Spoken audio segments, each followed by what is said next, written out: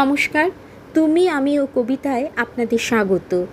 আজ 22শে শ্রাবণ, বিশ্বকবি রবীন্দ্রনাথ ঠাকুরের মহাপ্রয়াণের দিন। আজ থেকে 83 বছর আগে আজকের এই দিনে তিনি পরলোক গমন করেন।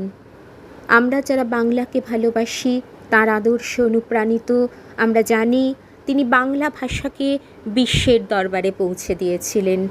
তাই তাঁর প্রতি শ্রদ্ধা জ্ঞাপন করে আমি আজকে কাজী নজরুল ইসলামের রবিহারা কবিতার কিছু অংশ পাঠ করছি। দুপুরের রবি পড়িয়াছে ধলে অস্ত পথের কোলে, শ্রাবণের মেঘ ছুটে এলো দলে দলে, উদাস গগন তলে। বিশ্বের রবি, ভারতের কবি, শ্যাম বাংলার হৃদয়ের ছবি, তুমি চলে যাবে বলে। তব ধরিত্রী মাতার রোদন তুমি শুনেছিলে নাকি? তাই কি রোগের ছলনা করিয়া মেলিলে না আর আঁখি? আজ বাংলার নারীতে নারীতে বেদনা উঠেছে জাগি, কাঁদিছে সাগর নদী অরণ্য, হে কবি তোমার লাগি। তব রসায়িত রসনায় ছিল নিত্য যে বেদবতী, তোমার লেখনী ধরিয়াছিলেন যে মহা সরস্বতী। তোমার ধ্যানের আসনে ছিলেন যে শিব সুন্দর, তোমার হৃদয়ে কুঞ্জে খেলিত সে মদন মনোহর। যেই আনন্দময়ী তব সাথে নিত্য কহিত কথা, তাহাদের কেহ বুঝিল না এই বঞ্চিতদের ব্যথা।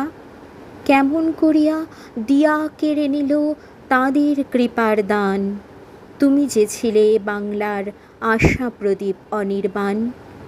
তোমার গরবে গরব করেছি, ধরারে ভেবেছি সরা, ভুলিয়া গিয়াছি ক্লৈব্য দীনতা, উপবাস ক্ষুধা জরা। মাথার উপরে নিত্য জ্বলিতে তুমি সূর্যের মতো, তোমারই গরবে ভাবিতে পারিনি আমরা ভাগ্যহত। এত ভালোবাসিতে যে তুমি এ ভারতে ও বাংলায়, কোন অভিমানে তাদের আধারে ফেলে রেখে গেলে হায়।